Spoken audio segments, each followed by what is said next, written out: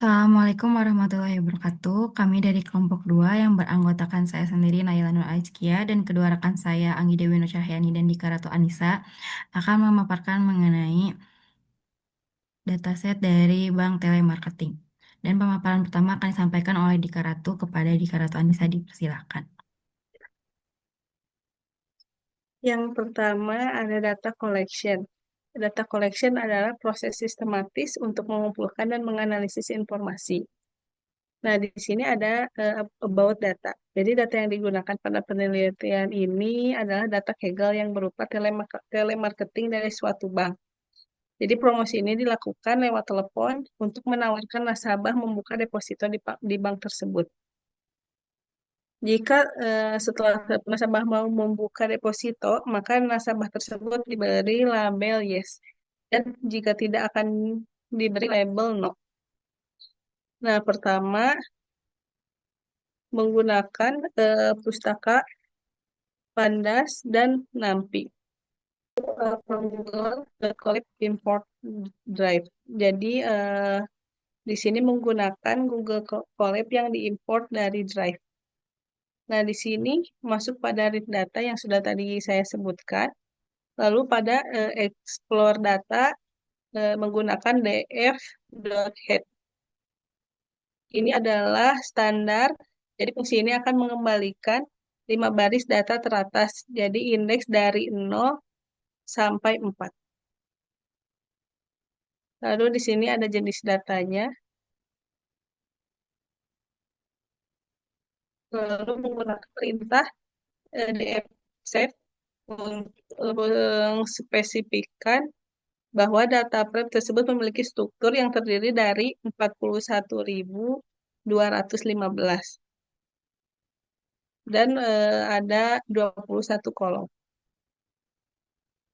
Lalu ada df.dtypes ini dari total 21 fitur kolom data terdapat 10 data numerik.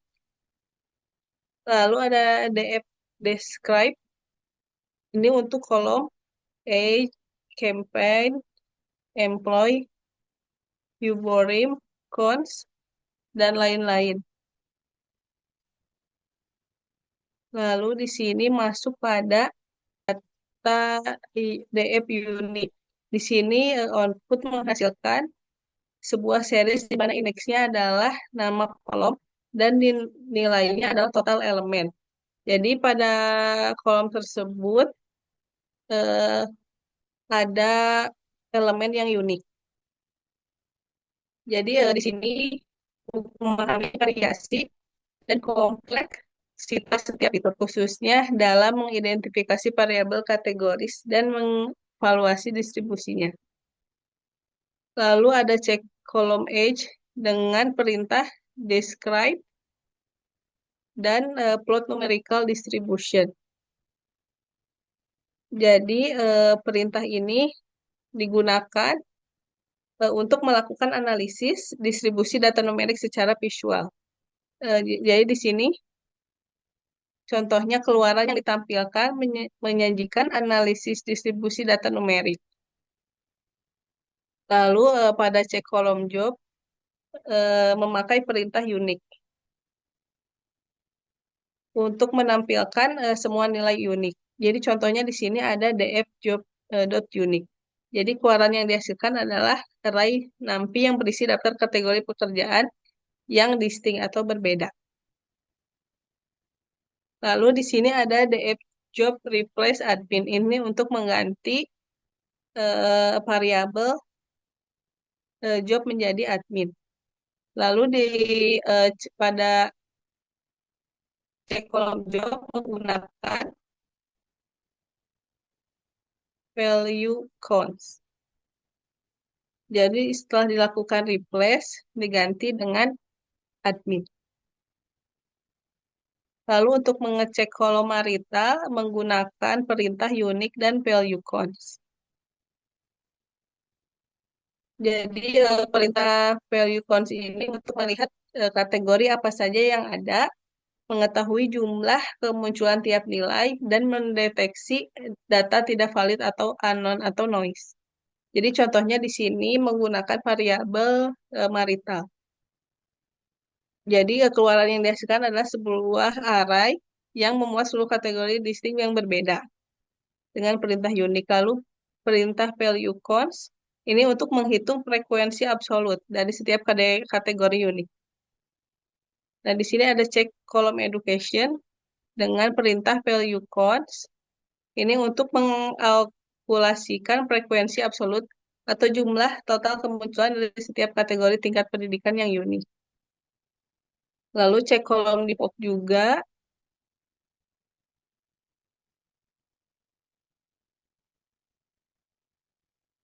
Lalu di sini untuk cek value codes yang tadi sudah saya sebutkan, gunakan plot numerical juga untuk menghasilkan ringkasan statistik deskriptif untuk kolom numeric duration.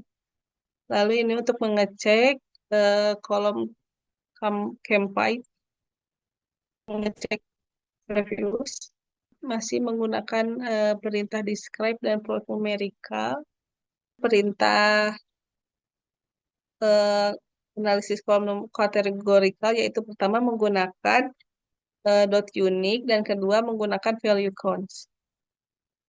Ini masuk ke tinjau kolom Y.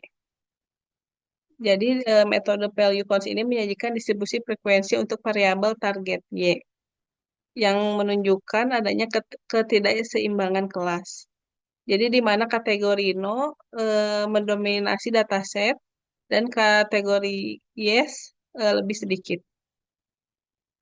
Nah, di sini untuk mengecek nilai true.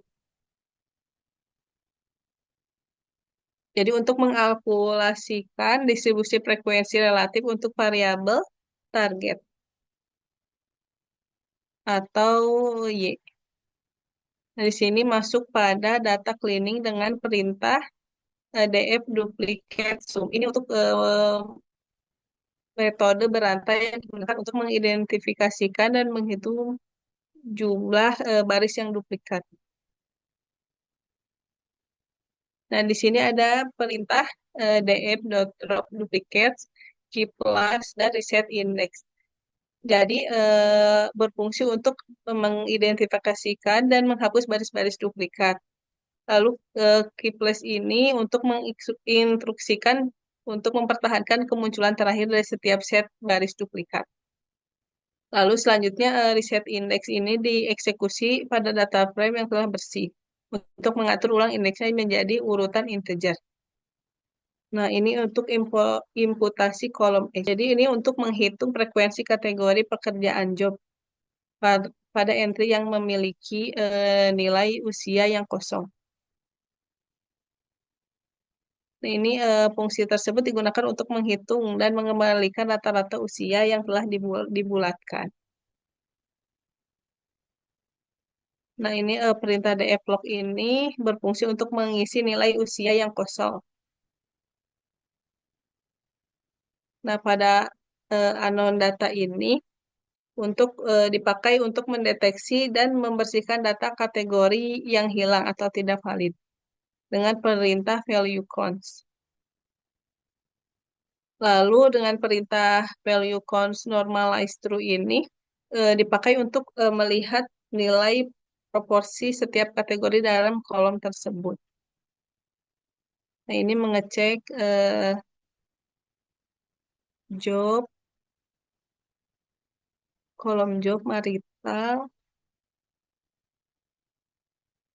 lalu mengecek edukasi, housing, lalu setelah semuanya sudah dilakukan, menggunakan perintah df sama dengan df.resetIndex. Jadi kode tersebut digunakan untuk mengatur ulang indeks pada data frame. Sekian dari saya, terima kasih. Selanjutnya saya akan menjelaskan untuk tahap EDA atau exploratory data analysis. Ini tuh digunakan untuk memahami pola data sebelum modeling. Kemudian untuk output pada EDA ini, yang pertama ini untuk distribusi label antara yes dan juga no, bisa dilihat bahwa untuk terdapat terdapat 11% nasabah yang mengatakan yes, dan juga terdapat 88% nasabah yang mengatakan no. Ini menunjukkan bahwa terdapat ketidakseimbangan atau imbalance antara label yes dan juga no. Untuk ini sama saja seperti yang di atas, namun bedanya ini direpresentasikan dengan menggunakan tabel dan juga angkanya langsung. Untuk fitur age, kita bisa lihat bahwasanya untuk rentang dari usia ke bawah sedikit, dari usia 30 sampai sekitar 55, itu kebanyakan nasabah itu mengatakan yes dan juga no.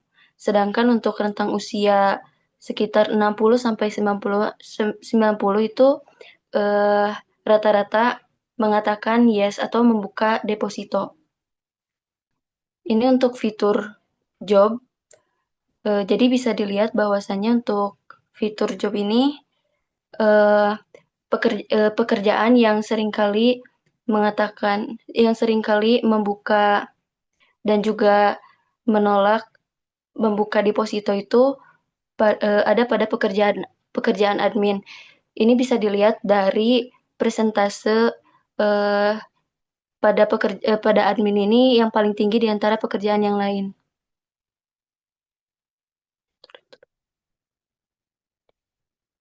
Nah, lalu untuk fitur marital, ini untuk total nasabahnya bisa dilihat bahwasanya untuk sebaran datanya pada status merit ini lebih besar dibandingkan dengan status single dan juga status divorce atau bercerai. Sehingga untuk pembagian data antara tidak buka deposito dan juga mau buka deposito itu rata. Jadi kedua-duanya sama-sama berada di status merit yang kebanyakan membuka deposito.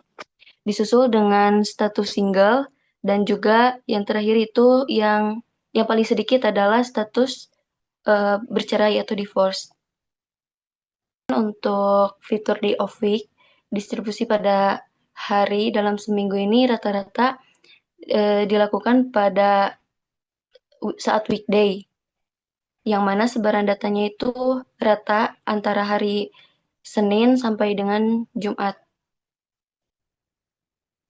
Nah, kemudian untuk heat map korelasi fitur dengan targetnya ini untuk melihat seberapa kuat korelasi antara fitur dengan target atau label Y, bisa dilihat bahwasannya di sini untuk fitur e4call ini merupakan fitur yang korelasinya kuat dengan target Y atau berbanding lurus dengan target Y dengan nilai sebesar 0,32. Sedangkan untuk fitur yang berbanding terbalik dengan target Y itu ada di fitur NR employee atau jumlah karyawan. Kemudian masuk ke tahap fitur selection. Jadi sebelum dilakukan fitur selection itu dilakukan transformasi data terlebih dahulu, yaitu untuk mengubah data kategorikal menjadi numerik untuk semua kolomnya.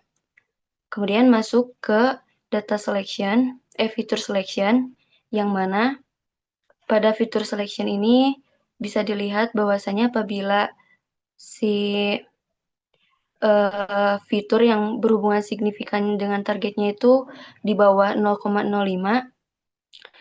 maka itu hubungan fitur dengan si target Y-nya itu kuat gitu. Di sini ada fitur day of week, kemudian ada fitur marital, kemudian ada fitur job, education, kontak, call, dan juga P outcome. Begitupun sebaliknya dengan fitur month, loan, dan housing ini tidak hubungan fitur dengan target Y-nya itu tidak terlalu kuat. Lanjut ke bawah. Nah, ini sama saja seperti yang sudah saya jelaskan sebelumnya. Cuman ini di POV Pearson, Spearman, dan juga Kendall. Salah satu contohnya untuk fitur NR Employee, ini nilainya sebesar min 0,35, kemudian pada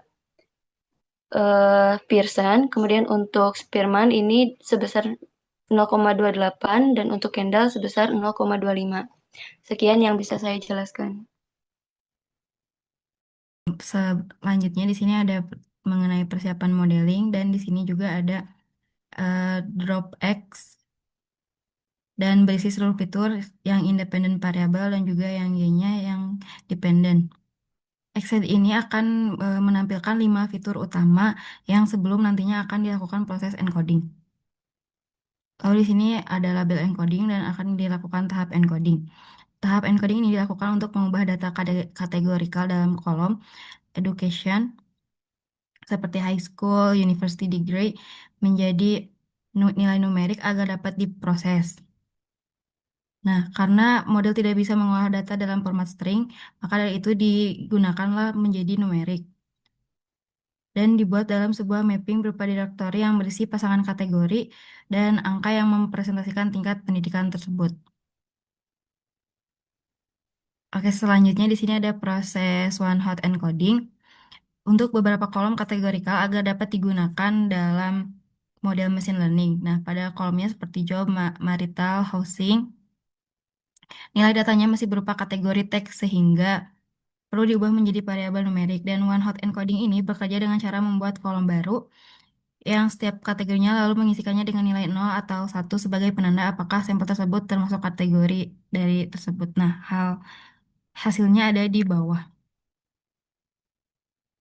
Lalu selanjutnya di sini ada normalisasi rescalling di mana printx.column.toList ini digunakan untuk menampilkan daftar nama kolom yang ada di variabel X yaitu data frame yang menjadi fitur atau input dan kolom-kolom ini adalah hasil dari encoding tadi dan dari variabel. Jadi setiap kategorinya akan berubah menjadi kolom baru yang bernilai 0 atau 1 dan hasil list kolom menunjukkan bahwa datasetnya sudah berhasil diubah menjadi bentuk numerik. Lalu di bawahnya itu melakukan scaling seluruh X dengan min max dan hasilnya menunjukkan tes ada 9.568 dengan sampel no-nya ada 8.502 dan yes-nya 1.066. Dan scaling ini digunakan untuk menormalkan nilai fitur agar model machine learning dapat belajar dengan lebih stabil, akurat, dan cepat. Lalu di sini ada fungsi untuk seluruh kode membangun sistem evaluasi dan juga tuning model yang kuat pada data agar yang tidak seimbang. Dan terdapat cross validation. Lalu ada matrik evaluasinya yang lengkap dan custom scoring precision untuk kelas No dan juga gamma model yang dipilih benar-benar optimal dan akurat berdasarkan matrik yang sudah dianggap penting. Lalu di sini ada fungsi yang untuk digunakan mengukur performa model machine learning menggunakan Stratified Fault Validation, di mana eh, machine learning menggunakan dataset dibagi menjadi 4 bagian. Nah, lalu fungsi ini digunakan untuk mengukur performa model machine learning dan dataset dibagi menjadi 4 karena split n underscore split 4 dan setiap bagian akan secara bergilir menjadi data test. Lalu nantinya akan menghasilkan tabel lengkap berisi hasil tiap fault dan nilai rata-rata dan nilai standar deviasinya. Di sini kita akan menggunakan kelas logistic regression. Nah, hasil reportnya menunjukkan bahwa model memiliki akurasi yang tinggi yaitu 90% dan secara keseluruhan, namun performa berbeda drastis antara kelas No dan juga Yes. Yang kelas mayoritas No memiliki precision 0,91 dan Yes itu 0,99. Nah, artinya hampir semua contoh no berhasil diprediksi dengan benar, sedangkan kelas minoritas yes hanya memiliki recall 0,20 dan F1 score 0,31, dan menandakan banyaknya contoh yes yang gagal terdeteksi atau false negatifnya yang tinggi. Nah, penyebab utamanya adalah ketidakseimbangan kelas data no yang jauh lebih banyak daripada yes, sehingga model cenderung memprediksi kelas mayoritas untuk memaksimalkan akurasi, dan hal ini membuat recall kelas mayoritas rendah meskipun presisinya cukup baik. Klasifikasi report ini terlihat bahwa akurasi keseluruhan masih tinggi, yaitu 89. Classification report ini menunjukkan pola yang sangat mirip dengan logistic regression tadi, namun akurasi keseluruhannya 90% dan kelas mayoritas no memiliki precision 0,91 dan yes dan recall-nya 0,99 sehingga hampir semua contoh no berhasil diklasifikasikan dengan benar. Sedangkan kelas mayoritas yes hanya memiliki 0,19 dari recall-nya dan F1 score-nya 0,30 menandakan bahwa contoh yes terlewat atau false-nya negatif tinggi dan penyebab utamanya adalah imbalance data dan data no jauh lebih banyak daripada yes sehingga model meskipun menggunakan model lain tetap cenderung memprediksi kelas mayoritas untuk memaksakan akurasi keseluruhan. Dari classification report ini terlihat bahwa akurasi keseluruhan masih tinggi, yaitu 89% dan kelas mayoritasnya memiliki precision yaitu 0,91 dan recall 0,96. Menunjukkan sebagian besar contoh no berhasil diprediksi dengan benar, namun performa kelas mayoritas yes tetap rendah, dengan recall hanya 0,27 dan F1 score 0,34 yang menandakan banyaknya contoh yes yang terlewatkan dan precision yes yang lebih rendah dengan 0,48. Dibandingkan model sebelumnya menunjukkan bahwa beberapa prediksi yes ternyata salah atau false positif dan hal ini terjadi karena imbalance data no jauh lebih banyak daripada yes. Nah, sehingga model KNN cenderung menembak kelas mayoritas di lingkungan yang terdekat. Oke, untuk decision tree classifier, untuk memprediksi label Y pada data uji, dari classification report, terlihat bahwa akurasi keseluruhan menurun menjadi 84% dan kelas mayoritas no memiliki precision 0,92 dan recall-nya 0,91, menunjukkan sebagian besar contoh no masih berhasil diklasifikasikan dengan benar namun tidak setinggi model sebelumnya. Performa kelas minoritas yes tetap rendah dan recall-nya itu 0,35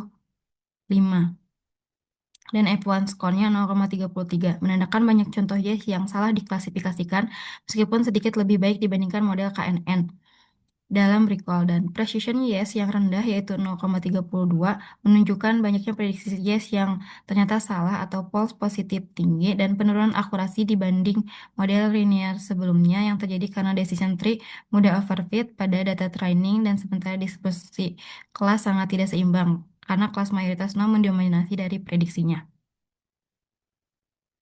Dari menggunakan XGBoost, dari classification reportnya terlihat bahwa akurasi keseluruhan tinggi yaitu 90% dan kelas mayoritasnya memiliki precision 0,91 dan recall 0,98 yang artinya hampir semua contoh berhasil diprediksi dengan benar. Dan kelas mayoritas yes memiliki recall 0,26 dan F1 score 0,37 yang sedikit lebih baik dibandingkan beberapa model sebelumnya. Dan dalam F1 score tetapi tetap rendah menandakan banyaknya contoh yes yang gagal terdeteksi atau false negatif yang tinggi dan precision yes-nya hanya 0,62 menunjukkan bahwa sebagian prediksi yes benar, namun masih banyak salah. Nah, penyebab utamanya adalah rendahnya performa kelas minoritas terdapat imbalance kelas data no yang jauh lebih banyak daripada yes, sehingga model cenderung memprediksi kelas mayoritas untuk memaksimalkan akurasi. Nah, XGBoost ini mampu menangkap pola non-linear dan interaksi fitur lebih baik sehingga F1 score-nya yes sedikit lebih tinggi dibanding dengan logistic regression, namun bias terhadap kelas mayoritas dan masih terlihat tetap jelas. Jadi, kesimpulan dari yang tadi saya paparkan yaitu promosisan atau encoding dan juga scaling penting agar model dapat belajar dari sebuah data. Lalu, eh, memiliki rentang akurasi yaitu dari 84 sampai 90% dan kelas minoritas yes sulit diprediksi akibat keseimbangannya data. Dan recall dan F1 score-nya juga rendah. Namun XGBoost sedikit lebih baik menangkap pada kompleks, namun tetap bias terhadap kelas mayoritas yang ada. Baik, sekian yang dapat kelompok kami sampaikan. Kurang lebihnya mohon dimaafkan. Wassalamualaikum warahmatullahi wabarakatuh.